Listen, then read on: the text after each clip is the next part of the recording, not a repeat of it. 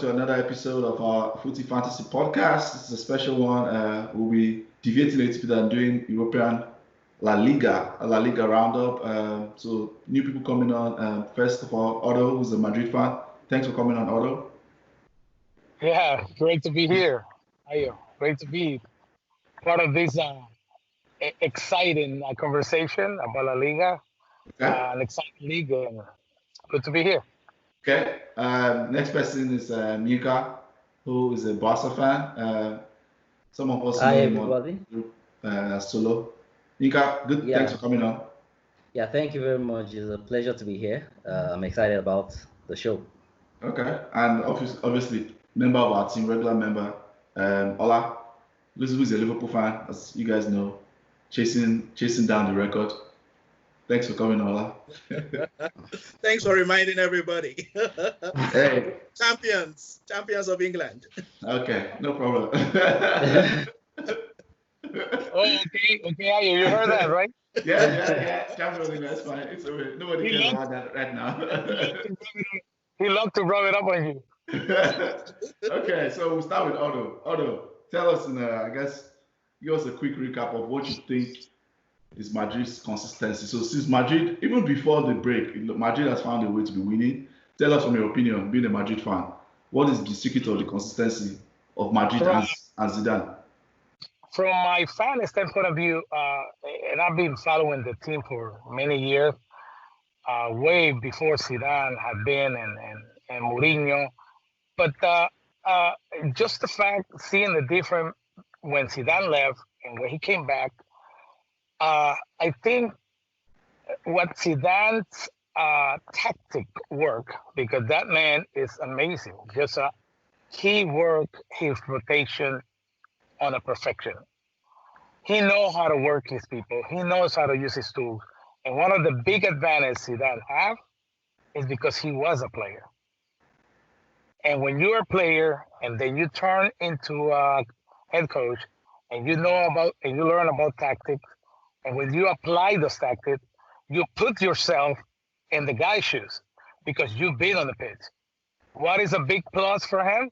When he tell these guys, do this guy take it like, I respect this man because he done it all. He won it all. I mean, he was a tremendous football player, and he is being successful as a coach because he's able to mix both learning experience and just the fact that he was not just a regular player, he was an excellent and magnificent player. Every single player wants to be coached by this guy. So when they arrive to this team, it doesn't matter what he does. He knows what he's doing. I mean, he can have the power and the guts to bench guys like the ones are bench, because he had this power. What he's doing, I have no idea. What I can tell you that his rotation expertise, he wins the last 3 championships, European championship, the same way, rotation it, because he knows guys get injured with so many games. He knows every 3 days you got a game, and you know how to rotate. And in my opinion, he's saving a lot of those guys, specifically Bell, because Bell, who has been making those excellent, awesome goals on the actual, perfect games. Bell has been making those championships goals. He knows how to use his tools. How we manage his team, it's the same power that he was a player, and he have no discussion on the pitch and on the dressing room. It's just in my opinion, he know how to manage very well people personalities, egos of those players at the top, because he was there. Right. And he can talk to them like eye to eye. Hey, I was there before, and I know what you've been through. This is what you're going through. mean, because we don't know what he talks behind him. And when people ask him, when the media asks him, he say, "This is just between me and the players in the dressing room. You don't need to know. He don't need anybody to know about his talk with the players, neither his talk with them personally, because he knows that's his strength. I think that's his excellent and perfect weapon, and he knows how to utilize his ammunition and his weapons as well. Okay. That's it, in my opinion. Okay. Yes, man management. I think Zidane's to echo your thoughts. I think man management of Zidane is excellent for sure, and also I think he's also showing now that I think a lot of people have underrated him for his coaching for so many years. People just say, "Oh, he has stars, he has Ronaldo." That was the narrative for a while. And to be fair, I probably joined that narrative a little bit, especially seeing how they struggled when he came back the second time. But now, for this season, I am really impressed with how he was able to steady the ship. He's using functional midfielders, like you said, knowing when to bring in Casemiro and Valverde versus playing Cruz and Modric, knowing when to rest. For me, that has been very. I give him credit for that. That's been very good, for sure. And something else that I need to add about this. I'm sorry about the interruption. No, go ahead. When he don't have key players, when like in this case, this past week, Marcelo was in. And also Ramos. Yeah. He's able to move players and to get the best out of them, even though they're not playing in their position, because they practice. He make every team player to practice in different positions in case these things happen. Because when his rotation are not working, he had to have another way. It's just the way he come up. He surprised a lot of people. Well, at the beginning, he surprised us. When he's gonna come tomorrow with a different game. He's gonna put probably one guy in a position. Look, Benzema. When the Benzema was in the lowest of the lowest, because people was talking about him, what about his goal and his performance? He brings the best out of Benzema. Why? Because he makes Benzema to play in every single position he put in. Even though he's a 9, he's barely never in that position. He assists, he moves to the left, he moves to the right, and all of a sudden he pulled a defense. I mean, that guy is just because of the same thing. He knows how to utilize his tool and make them work in different positions on the pitch. That's another strength he got. Okay. Yeah. Just to add to what Otto said. I believe the foundation of the success of Zidane is his ability to command that respect. Like he said, the players respect him, and they give their best. He can tell them to their face if they're not doing well. And in contrast, I'm going to jump ahead a bit, but in contrast to what is happening in Barcelona right now, but when we talk about Barcelona, I'm going to share my opinion about that. But the players respect him. He's able to get the best out of them. They work for him. Right now, I don't think the present Madrid is as good as what we had in the past, but they're getting the results. And simply because I believe since after the resumption of the league, after the pandemic, I believe the Madrid team approach every game like a final. If you watch the games, they approach every game like a final, and they take it one at a time because they know that all we need to do is win each and every game. So when they're going for this game, they just assume this is the only game we have to play, and they give it their all. Mentality. And I think that's what is working for them so far. Okay.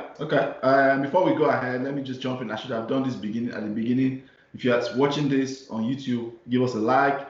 You can find this podcast will be on YouTube at Footie Fantasy, 2 words. The audio version will be on Spotify or everywhere you can find your podcast. It's called the THE Footie Fantasy, FOOTIE, 1 word podcast. You can also find us on Twitter, Footie AD Fantasy. You can also leave us a review also on the Apple Podcast. And on Instagram, we are Fantasy Footie and 1 word. So, Ola, what are your thoughts from the outside looking in? From the outside looking in,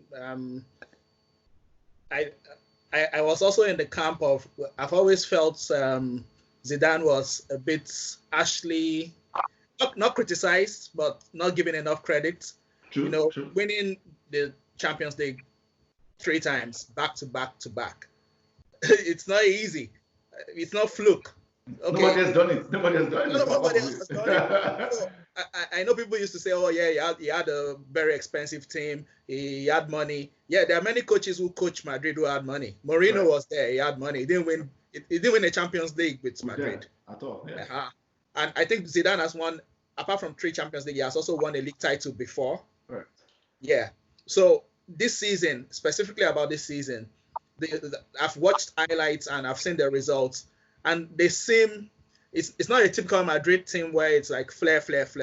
They are like functional. They're like very functional. like Solo said, it's like they're playing each match like a final. So even their results have been like 1-0, 2-0, 1-0, 2-0. Like, grind out the results, grind it out. We just need 3 points, grind it out. And that's that for star players who have won everything. I'm going to back up the point Otto was saying. For star players who have won everything, for you to get it out of them to go again, even though they've won everything, for you to get them to go again and keep grinding things out, that shows your management is very good. Because when players have won everything, sometimes their motivation will just be, we saw it at the beginning of the season. They were not really playing that well. Right. Maybe motivation problems. The quality was there, but the motivation problem wasn't. But now Zidane has gotten into their heads like, look, let's do this. Let's just grind it out. Even if we are not going to smash everybody 5-0, 4-0, let's grind it out. Get it 3 points. And as we're discussing, it's a 4-point gap. So they even have a leeway of losing maybe at least 1 game, and they'll probably still win the league, which is a good achievement because they were not leading the league earlier. They were off the pace. They're behind. So they had to make up the gap. 2 points behind. Yeah. So real respect. I have real respect for him. I think his tactical knowledge has been a bit underplayed. Yeah, it's good. It's true. He has good players. He has very good players. But you still need to grind. You need to be able to get it out of them that, look, let's grind this out. Even if we're not going to play well, let's grind it out. And not all star players are prepared to do the graft. Those players are working hard. The matches I've seen, they are prepared to work hard for the win. Even when they're not playing well, they're like, okay, let's score the 1 goal and just get it done. So props to him. Yeah, can I chip in something? Another thing we need to put in mind is the defense. The Madrid defense have been outstanding. Outstanding. Of recent. Then we have to give credit to Thibaut Courtois, because most times earlier when he came in, everybody was making mockery of him, like they call him basket. This guy. I remember a couple of months ago we talked about Courtois and how he was struggling. I remember this. But check out the recent. He has turned around. So Madrid has been conceding less games, and they've not been firing on all cylinders up front, but they've been fantastic behind. And just like everyone has said, they're just grinding out the result. 1-0, 2-0. They're just getting the result. That's just it. So I want to make an addition. You guys make a perfect point.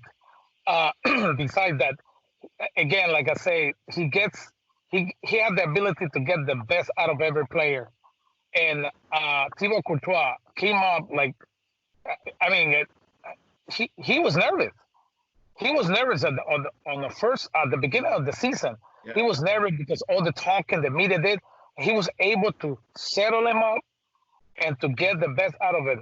And that's why, at the beginning of the league, everybody was talking about the defense, how bad the defense was of the Madrid, but it's the same defense that we were talking about at the beginning of the league, this year, and he know how to make that defense to be successful. One of the things that he always mentioned on the media, like in the post game interviews. He always make an emphasis when people ask him, hey, do you feel like you're already a winner of this league? And he always, that's the same talk that he gives to his players. We haven't won anything yet. Let's wait until the end of the last game, and then we celebrate. He's the kind of guy that he's patient. He's very consistent on his work. And I think his goal, one of the goals that on all the interviews and the insight that I hear from all the shows in Spain, including El Chiringuito, they have a lot of inside people inside. So that's what I hear about a lot about the team, and a lot of discussion he got on the dressing room with his players is like, let's try to go there, enjoy the game, and try your best. They call it in Spanish, and no encajar goles. No encajar goles is that don't even uh, give them the opportunity to score a goal, and that's their mentality. If he finishes a game the way he finished this last 3 games with no goals, I think it's lost 2 or 3 games, and we didn't have any goals against. And that is one of the mentality that try to push his defense, including his goalie, to work and give the best out of it. Okay. There's something to be said before we move into Barcelona. There's something to be said about the common theme that most of the managers now of almost all the top clubs are midfielders. It's very interesting because for me, I started thinking about a couple of days ago, like, if you look at all the managers, as well as Madrid's managers, there was a midfielder. Klopp was a midfielder, right? Ola, am I right? Klopp was a midfielder. At the beginning, yeah, before I became a defender. Yeah. Before I became a defender, okay. Pep is a midfielder. Arteta is a midfielder. Arsenal's manager is a midfielder. Lampard is a midfielder. I know I read an article why they said midfielders typically make very good managers because they see like 360 of the field, right? They see everything from behind, from side, playing the midfield. So I think that's probably a topic for another podcast, but that's just something I was thinking of on the side that's very random. So let's come to Barcelona, the elephant in the room. Yinka, tell us, why are you guys wasting my guy? You know me, I'm a big Messi fan. Why are you wasting his final years? Tell me what's going on. Well, to me, from what I've observed, and I've said it a lot for the past 3 years, I think one of the major, it might not be the only problem, but one of the major problems Barcelona has is the over-dependence on Messi. Okay. I think the team depends on Messi too much. The board depends on Messi. The players depend on Messi. The coach depends on Messi. Even the fans, we depend on Messi. And the stats speaks for itself. For example, since after the resumption of the league, check out all the games we've played so far. If Messi is not scoring, he's assisting. If he's not assisting, he's scoring. 80% of the goals, or over 85% of the goals we scored so far since the resumption of the league has been Messi. Involvement. And, wow. That's terrible. This guy is not. You can't depend on him for life. That's just the major problem. And you see some opportunities where maybe Griezmann or any other player has an opportunity to score, and by default he's looking for Messi. By default, like the game yesterday, there was an opportunity. This guy had Griezmann, and he was supposed to run for goal and try and get the goal, but he was just looking for Messi, and that's one of the major problems. And anytime Messi is off the game, the next thing it's just like the thing is flat. The midfield, he has to. You watch him. He has to come deep into the midfield to create the chances. We don't have creative midfielders. The game, there is no pace up front. Messi, Messi's pace is dropping. He's not as fast as he used to be, and it's unfortunate that he's still the fastest attacker that we have. Suarez is so slow right now. Dembele refuses to be fit, and the attack isn't sharp. Remember when Neymar was here? The moment, from the midfield, 1-2 touch, and the next thing, you see Barcelona in front of the opponent's goal. But now you get the ball, you have too many passes, too many touches, everything is just too slow, there's no energy, everything is too pedestrian, and I don't understand what, if I tell you that I understand what the problem is, I'll be lying, but that's one of the major problems. Then I think the board, they are not getting it right. I don't know how they're making decisions about players, about sending off young players. The whole thing is just too confusing. Then let me now go to what Otto said about Madrid. In contrast to what is happening in Madrid, I don't think Kike Setien has command that respect that Zidane has. So I don't think he has the power to talk to him. If there's sometimes, I think Messi presses when he feels like pressing. Suarez presses the opponent when he feels like pressing. But it takes the coach to tell each player, no, you have to press. And I don't think he has that confidence to tell each player, no, you are not doing enough. I want you to do this. Can you agree with me that, you know, someone like Pep, someone like Jose, someone like Zidane can call any player on his team and tell him, no, this is not what I told you to do. Go back to the pitch and do this. But our coach can't do that because he doesn't have the CV to present in front of the players. The players was he a former player? Sorry, was he a former player? Yeah. Okay. Yeah, I think he played a bit, but you can't consider the you know, the record he has compared to Zidane. Zidane was outstanding as a player. You know, Zidane was outstanding as a player. You know, as a coach, he has results. 3 Champions League back to back. You know, any player will listen to that kind of coach. But our own situation is different. You know, the coach might. It looks like the coach just gives suggestions. Okay, Messi, why don't you just do this? He doesn't have the authority. That's what I think. So you think you prefer the former manager? No, I don't prefer. Because I remember you were criticizing Valverde. No, I don't prefer the former manager. I think the problem is, I think the personality. I think Messi has a major role to play, but I think his personality is also not helping. He's the soft type. Okay. He's not the outspoken type. That's the difference between him and CR7. You know, CR7 is this guy that can push people, but Messi is. I think his personality is not that. He prefers to do his stuff on the pitch, not necessarily push his players. You know, by example. Yeah. For example, like a CR7, when the opposition scores CR7, you can see CR7 express his dissatisfaction. Right. You know, he's not happy about it. When in Messi's case, Messi just looks down and is like, okay, let me get the ball and do my thing. You know, so I think if Messi can come to the side of the coach and assist the coach to get the needed respect, maybe things will change. Because as it is right now, things are not working like it ought to be. Things are not working, and the coach is also trying to get his formula together. He has not gotten it. He tried the formula against Villarreal, like 2 matches. Like 2 matches we played. Yeah.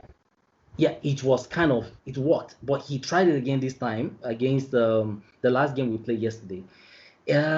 It didn't work that much. You know, he's still trying to check out what works. So everything is still on the experimental stage, which is not good, especially for the Champions League that is coming up in a couple of weeks. Yeah. Because as far as the league is concerned, I think the league is over.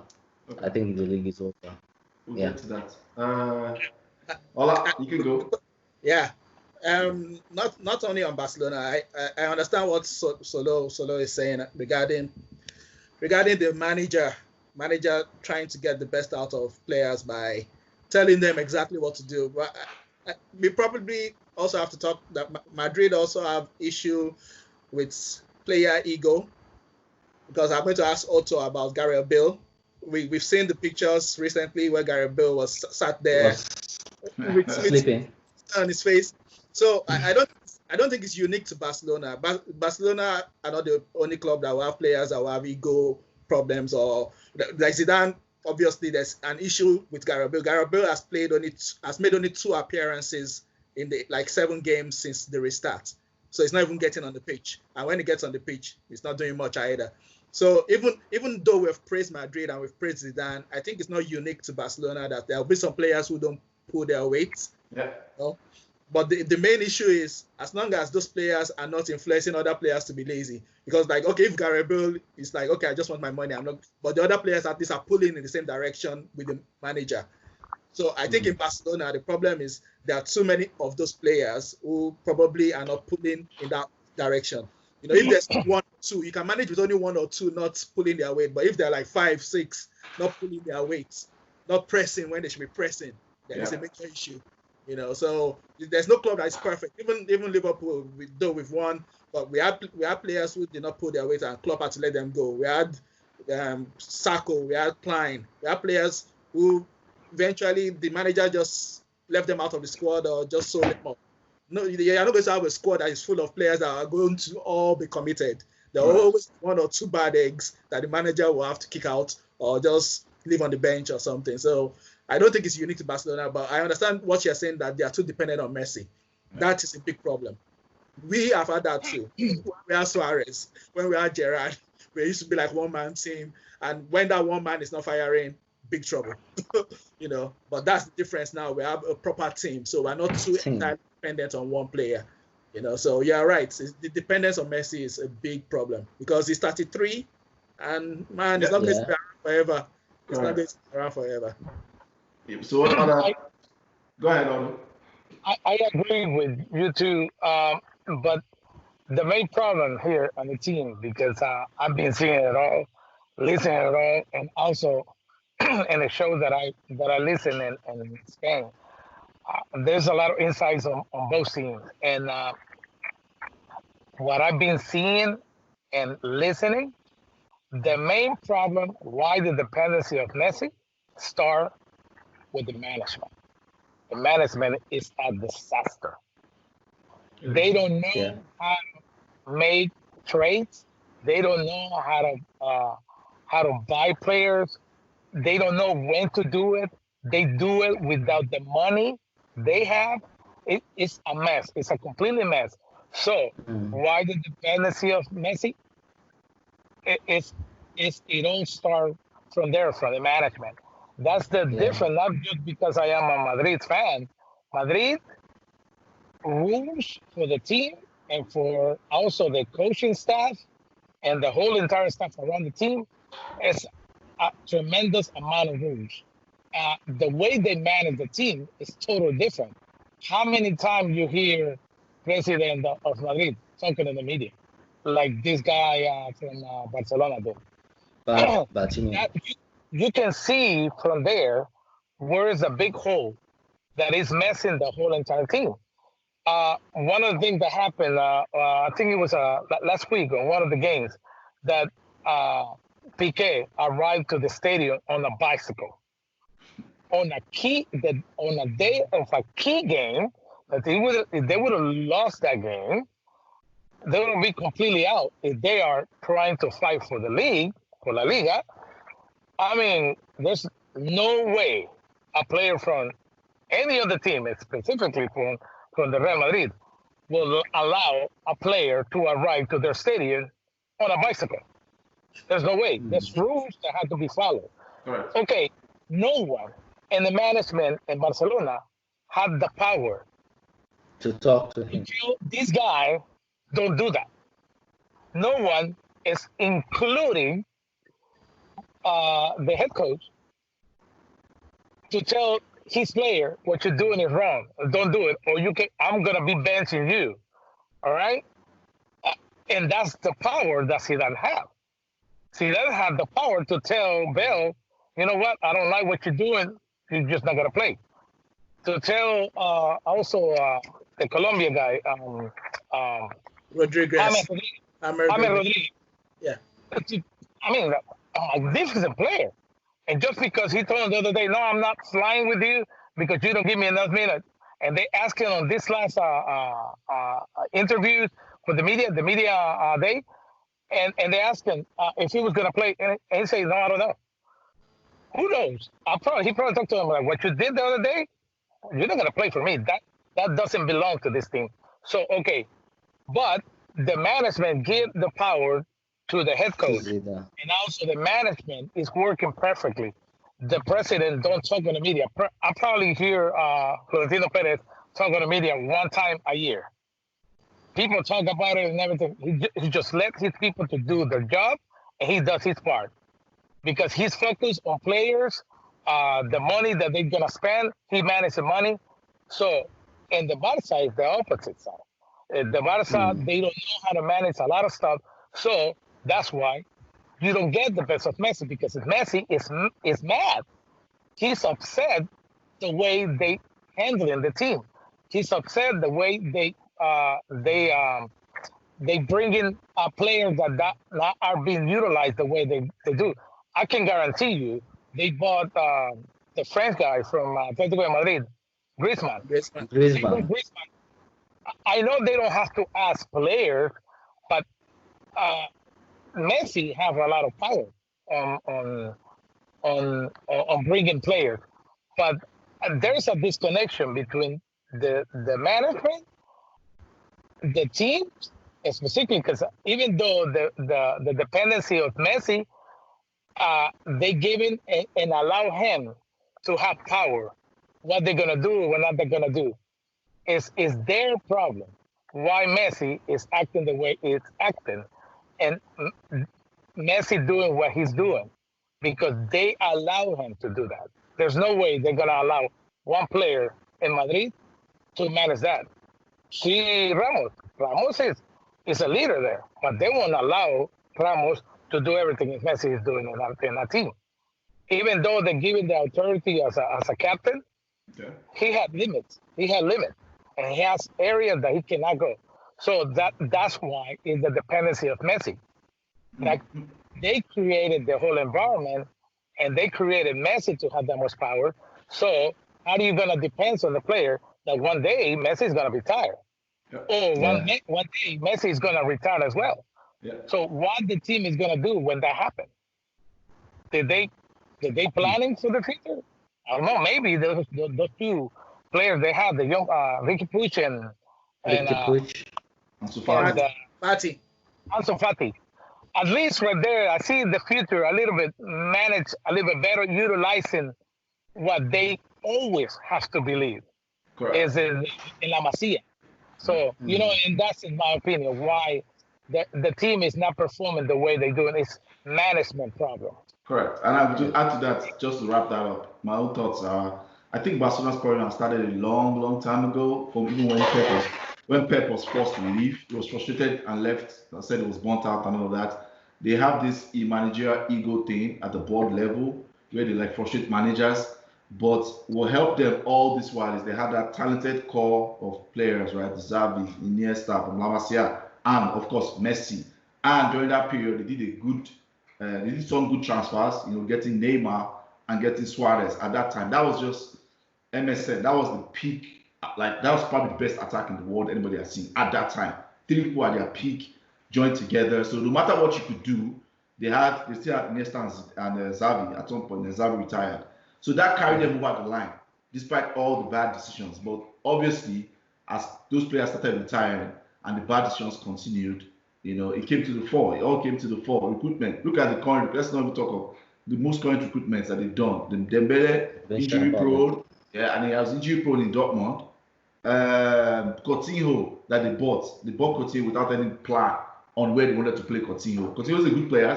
He was a very good, probably at some point he was in the world-class bracket for Liverpool. Yeah. Came to they bought him 100 and ridiculous money. 140 million. No plan of what they wanted to do with him. Now coming now, the most recruitment, they sold Arturo, and they're getting a 30-year-old Rakitic. It's Pjanic. Sorry, not Rakitic. Pjanic. So they have very old players, and the management on top, there's no clear plan on what they need. So they need a whole revamp. Somebody who cares about the club, maybe Xavi at board level, that will come on the board level and just restructure everything, their decision making, recruitment, what's the long-term plan, because they're wasting. It's so unfortunate that it's going to be there's no short-term fix for Barcelona again. I think they've got to that point. There's no short-term fix. They have to bring in someone that's going to fix for the next 2 years. Another time, Messi will pretty much be retiring at that point, because he's done so much for them. So I think their problem is a long-term problem that they need to fix. Even though they will just keep having this managerial carousel, they just keep letting managers go, and there will be no stability. And Messi will eventually probably retire or probably go home and say he's going to play in Argentina or something, or even move to another club if they are not careful. Because I think they are underrating the fact that he can force his way out and be like, I'm tired of all of this. So we'll move into second leg Champions League. So this one will be very quick thoughts, nothing too extensive. So just tell me, starting with Yinka, just tell me quickly, what do you think? Napoli Barca. What do you think is going to happen? Well, I know it's still 3 weeks away. I think 3 or 4 weeks away. Yeah. like a typical Barcelona fan, the past 2 seasons have been traumatic. For now, taking the, quickly. the humiliation in Rome, the Anfield experience. Up till date, I've not been able to watch those highlights. Anytime I see it, I just shut down my TV. So bad. And right now, sincerely, I do not have that confidence. Unlike before, when you can brag that we're going to be. It's a new camp, right? Second leg is a new camp. Yes, yeah, it's a new camp. I'm hoping we'll win. We have what it takes to win. But right now, you just don't know the Barcelona that is going to turn up. The game yesterday, the first 15 minutes was fantastic, and after 15 minutes to the end of the game, everything was just shambolic. Everything was just poor, and you're wondering, okay, when is the team going to pick up again? When will that free flowing style, going to happen? But you just don't see it happen. So right now, if we have that kind of experience we had in the last 30 minutes of the game we played yesterday against Napoli, and you cannot expect Ter Stegen to save all the balls. All they need is just 2 goals and you're in trouble. So right now, I have so many Barcelona friends that have gone past the Napoli stage. They're talking about playing Bayern, and I'm just telling them, guys, let's cross one hurdle at a time. Let's deal with Napoli. If the right Barcelona team steps up, Napoli shouldn't be a problem. But the problem is which Barcelona team is going to step up. Which Barcelona team is going to turn up, rather. Right. I can't say. But I hope the right one turns up. Okay. Otto, thoughts now of your team. Let's go to your team straight away so that then me and Ola will just pick who we think is going to win. Madrid, you're going to Man City. I think you are down 2-1, right? 2-1. Yeah. Okay. Yes, 2-1. So what are your thoughts? Madrid in championship in Champions League, you can never expect. You cannot predict. Okay. It just their mentality in Champions League is totally different. So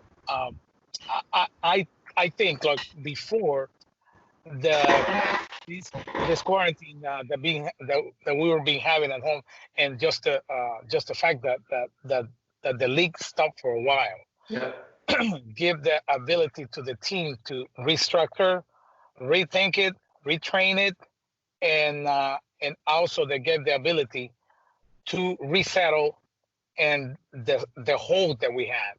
Okay. If you asked me this same question before the stop, I would have said, no, not this year. Okay. But now, the way that I see in this team, the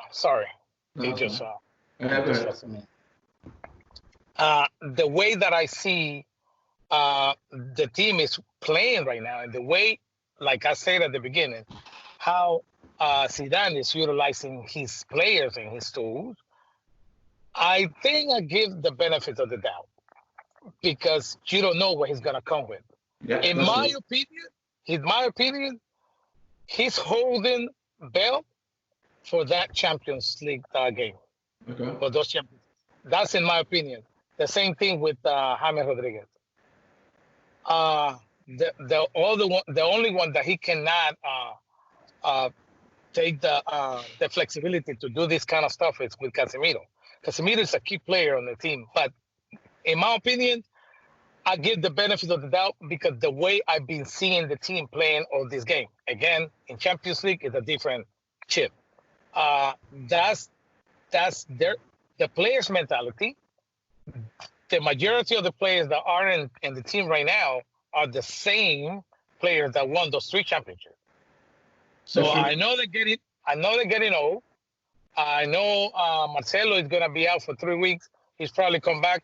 I don't know what they're doing. They're doing some structure or some tactic that they want to have all the key players specifically for that key game. And especially now, after this game, it's just one game, right? Not a double game, right? That's a new rule. Straight elimination. Yeah. I get the benefit of the doubt this time, okay. and I hope they do better because they went to play with with Liverpool and their field, and there's no stadium that intimidates these guys, and that's what I give the benefit of the doubt. That is my opinion right now. Okay, so benefit of that. So choose Otto before I move on to Ola. So who do you think is going to go through in Napoli and Barca? Just quickly, choose somebody. Who do you think is going through? For me, the way I'm seeing Barcelona, I don't think they're gonna make it. So you think Napoli? Look, if I see Barcelona playing against Napoli, the way they played yesterday, with the last team on the list, the way they doing it, they were struggling with that team because that team don't have the strength on the forward, and they missed so many opportunities. Okay. Yeah. An Italian team is not gonna do this. So you think An Napoli Italian go through? team with forward, specifically the Napoli's forward, Mertens. They have an opportunity. Okay. To hit that, they're gonna do it. So I see a very far. Hopefully, what I'm saying is wrong. So no, it's just a prediction. It doesn't matter. When we see a better championship, you never know what is coming. But I don't think Barcelona is gonna make it. I don't. Okay, Ola, give us quickly your 2 thoughts about Man City, Madrid, Napoli, Barca. Then I'll come to Yinka for Madrid's prediction. I think Barcelona will go through. I think people underrate their home record in the Champions League. Barcelona, when they get knocked out in the Champions League, it's not because they usually lose at home. It's usually their away legs. That's the problem. So no matter how bad Barcelona is, I think they'll scrape through. They probably win 2-1 or something like that. Napoli, when Ancelotti was there, were very good. I mean, tactically. Now, I know Gattuso. Is it Gattuso is their manager now? Yeah, Gattuso their manager. Yeah. I think he's doing a decent job there. But he won the Italian Cup. That's the first trophy in a long time since he won the Italian Cup. I think. I'm not sure. On penalties, I think, or something. Yeah. Which fair play to him. He won the Italian Cup. But I just don't know if they have the structure to stop Barcelona from scoring at least twice. Yeah. They're struggling in the league. They're struggling badly. They're struggling in the league. Their results in the league have not been good. So that's why I said it's not like Barcelona will walk over them. It's not like Barcelona will just trash them. But I think Barcelona have enough to go past them. So maybe 2-1 or something like that. Okay. Madrid City is the interesting. That is the interesting one. Madrid City, like Otto was saying, if we were saying this before the pandemic, you would just say, Madrid will lose that 3-0 or they'll lose that 4-0. City were on fire. Madrid were not good. But now, oh man, that match is going to be interesting. That's among the pigeons. Yeah, that is that much. Yeah. Because City, it'll be an awesome game. Yeah, it's an awesome game because City still have defensive problems. I know City, they when City meet the smaller teams, like since they came back, they've beaten teams 5-0, 4 times or 3 times. Yeah. When they meet the smaller teams, they know how to smash them. And they beat Liverpool 4-0. When they meet a team that is not really defensively good, they smash them. But Madrid have improved. Correct. They are not conceding many goals. And Madrid have the weapons also to outsee. On the break, absolutely. Madrid have pace. Madrid have pace up front, and Madrid have good midfielders too who can retain the ball. Because City, one of the reasons why they trash people a lot is they also press well. Right. So in the midfield, if you don't have midfielders who can retain the ball under pressure, City will overwhelm you. But I don't see City will overwhelm Madrid because Madrid also have players who can retain the ball in midfield, and they have players who can out them up front. So I think it might end in a draw. I think City will go through. Because maybe to end 2-2 or 1-1, something like that. I don't see City smashing them 4-0, 5-0. I don't see that happening. So the answers are Barcelona to go through and Madrid to go through. Madrid to go through? Sorry, City to go through. Draw. City. Okay. Sorry, City to go through. I see a draw happening, so that would be like maybe 3-2 on aggregate or 4-3 on aggregate. Okay. Yeah. Solo, who do you go? Madrid. Man City. I think City will go through just because of the advantage they have. Yeah. I think 1-2-1. I think that's the only reason why they're going to go through. If it were to be 1-1, I think Madrid will go through. But that slight advantage, I don't see City letting that slip. Okay. I don't see them letting that slip. It's going to be a narrow win for City. Okay, so let's stay with you now. I'm just going to run through the rest of the games. Just tell me your prediction. No need for scoreline. PSG, Atlanta, who goes through for you?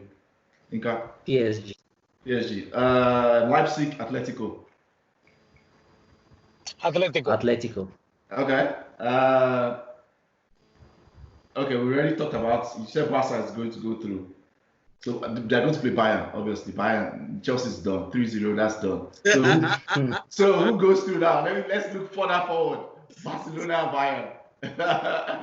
Bayern. Big time. Hold on, let's think. Let me be hopeful this time. Since it's a one-off game, I'll go for Barcelona. It's true. I forget that's a one-off game. That changes everything. That's true. Okay, Otto. Yeah. So coming back to you, Otto. PSG, Atlanta. That's a guess. It's a guess. We're just having fun. Just to end. This is the end of the podcast.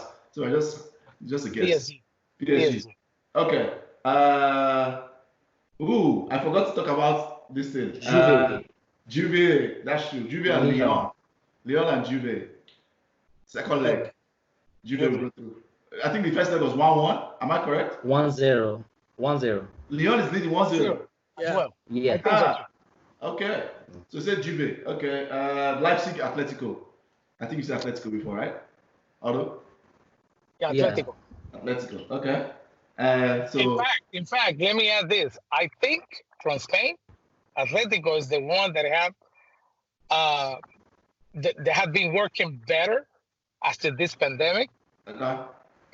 Because they're focused on the champion. They want the champion so bad. They lost so many games on finals and quarterfinals and I mean in semifinals. And I think they won it this year. So I think between Madrid, Real Madrid, Barcelona, and Atletico have more chance. More chance. Right, because they're beating the champion, so that makes sense. So since you chose Napoli, let me ask you, Otto, Napoli and Bayern, who goes through? It's just one game. I think Bayern. Bayern goes through. Okay, let me go back to Yinka. Yinka, you said Lyon and Juve. Who goes through? I think Juve will go through. Juve goes through. Okay. So that means we have to talk about Juve and City then. Kind of. People know that's the. Yeah. So who goes through Juve and City? One-off game. City. City. Okay. Yeah. So Ola, let's run through it. PSG, Atlanta. PSG. Okay. City. Okay. So first Lyon, Juve. Let's do Lyon, Juve first. Yeah. I see an upset.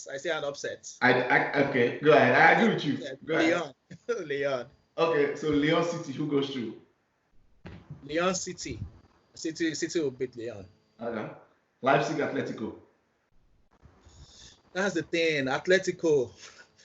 Atletico will go through. I agree with Otto. Atletico, this guy is the one to really win that Champions League this year. So Atletico. The master of the dark arts. I can never ever count out that guy. That guy.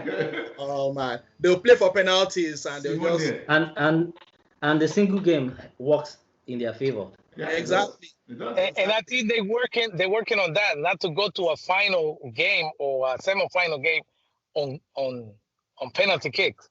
That they always lose on penalty kicks. That's true. Against Madrid and against any other team. So I think I agree with you, Chris.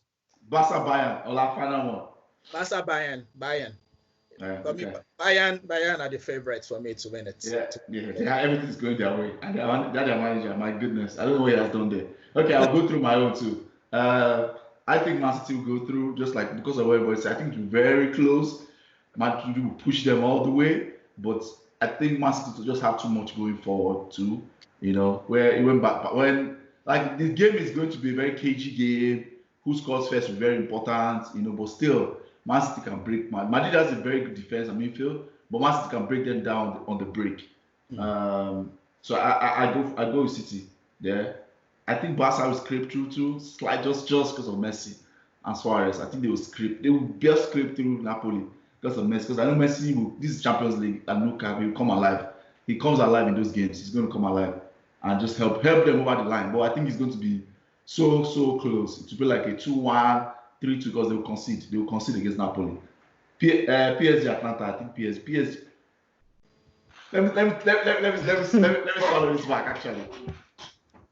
Honestly speaking, I think an upset can happen in this game because PSG they're so primed for playing.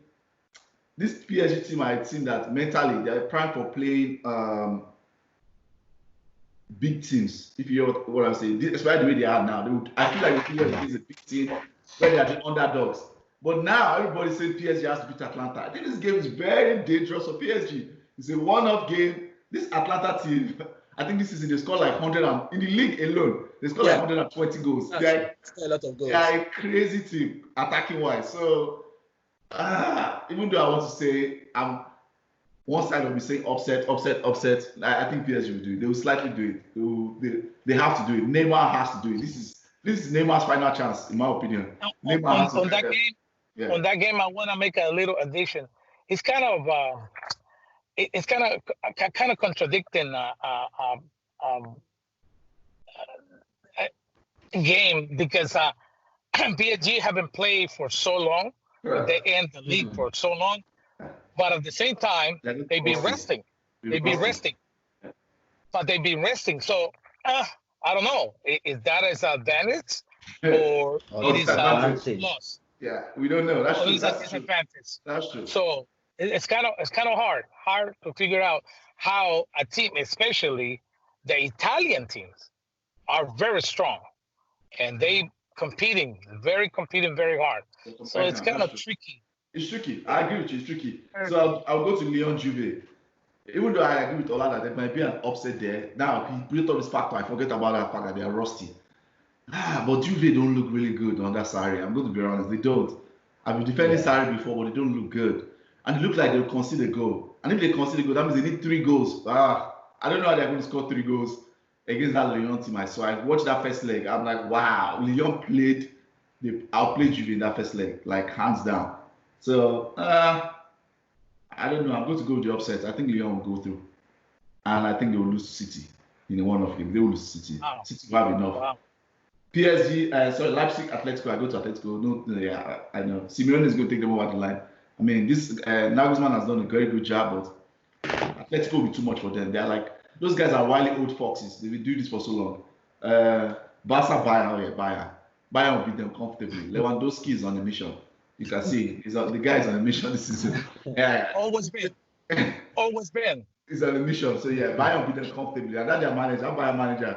I've been researching into him. Ooh, that guy was one of the major success of why Germany won the World Cup 2014. That guy is a tactical mind, Hansi Flick. So yeah, I think we've come to the end, guys. This was fun. Thanks for coming on. Otto, Yinka, Ola as always. If you like our content, guys, please leave us a like on this video on YouTube. Follow, subscribe to us on all our platforms.